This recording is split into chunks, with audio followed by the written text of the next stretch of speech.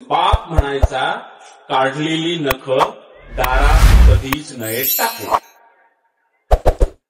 हे सगळ्या तुमच्या अनुभवाच्याही गोष्टी असतील. बाप म्हणायचा काढलेली नख दारात कधीच नये टाकू. मग मी विचारायचो का? बाप म्हणायचा काढलेली नख दारात कधीच नये टाकू, दाणे समजून खातात चिमण्या आणि मरतात आतडी फाटू फाटू. का? तर दाणे समजून खातात चिमण्या आणि मरतात आतडी फाटू फाटू. सुगी संपली की बाप देवळात नेऊन कणस बांधायचा. सुगी संपली की बाप देवळात नेऊन कणस बांधायचा. सुगीत हाकललेल्या चिमण्यांसाठी पाण्याचं मडकं बांधून पुण्य सांडायचा. सुगी संपली की बाप देवळात नेऊन कणस बांधायचा. सुगीत हाकललेल्या चिमण्यांसाठी पाण्याचं मडकं बांधून पुण्य सांडायचा. चिमण्या असल्या तरी ओळखायच्या बापाच्या म्हणीचा भाव. पाखरं असल्या तरी ओळखायच्या बापाच्या म्हणीचा भाव. तेव्हा सुगी संपली तरी चिमण्या सोडीत नसायचा गाव. तेव्हा सुगी संपली तरी चिमण्या सोडीत नसायच्या गाव. चिमण्या सोडीत नसायच्या गाव.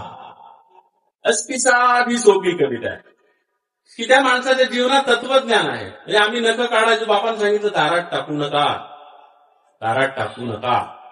कारण ते जर चिमणीनं चुकून खाल्लं दाणे टिपता टिपता आणि तिच्या पोटात गेलं तर आतडे फाटून ती चिमणी मरू शकते. हे तत्वज्ञान त्याच्या पाठीमागं होतं.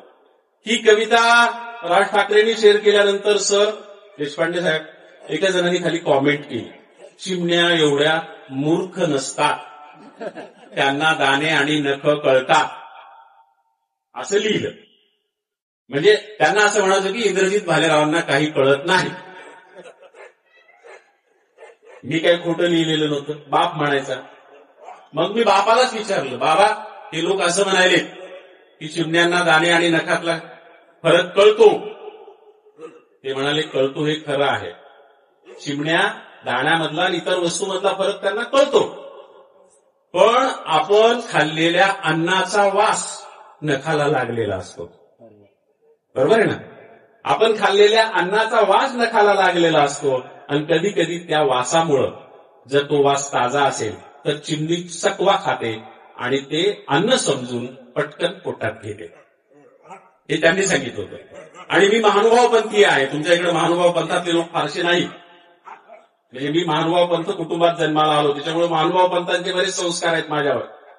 तर आमचे महानुभाव साधू काढलेली नख नेहमीच खोल जमीन पुरून त्याच्यात टाकतात. मी त्यांना विचारायचो हे असं का करतात?